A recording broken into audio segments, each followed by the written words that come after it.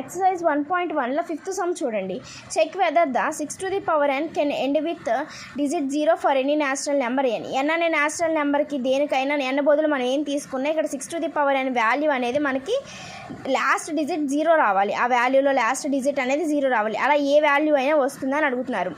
First మనకి 0 రావాలంటే maximum possibility 5 ఉంటేనే అవుతుంది. ఇక్కడ 6 అనేది ఈవెన్ నెంబర్ కాబట్టి 5 అనేది ఉంటే ఖచ్చితంగా 0 రావడానికి 100% పాసిబిలిటీ అనేది మనకి ఇక్కడ ఉంది. కానీ 6కి 5 అనేది ఇక్కడ మనకి ప్రైమ్ నెంబర్ కాబట్టి ప్రైమ్ నెంబర్స్ ఫ్యాక్టర్స్ చేసినప్పుడు 5 అనేది మనకు అక్కడ ఫ్యాక్టర్గా రావాలి.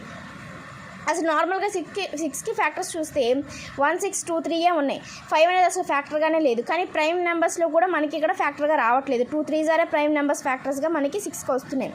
So 6 to the power n చేసినప్పుడు 2 into 3 whole to the power n అవుతుంది. 6 to the power n is equals to ప్రొడక్ట్లో ఉన్నాయి కాబట్టి పవర్ని సపరేట్ చేయొచ్చు. 2 to the power n into 3 to the power n. Here 2 and 3 are primes in the factorization of 6. 6కి లేదా 6 to the power nకి prime factorization చేసినప్పుడు మనకి 2 and 3 వచ్చాయి ఇక్కడ. There is no other prime number in the factorization of 6 to the power n. 6 to the power n ఫ్యాక్టరైజేషన్కి వేరే ఏది prime నెంబర్గా రాలేదు, 2 తప్ప. 5 is does not occur in the prime factorization of 6 to the power n. 6 to the power nకి 5 అనేది అసలు prime ఫ్యాక్టర్గా రాలేదు. So therefore 6 to the power n cannot end with the digit 0 for any natural number n.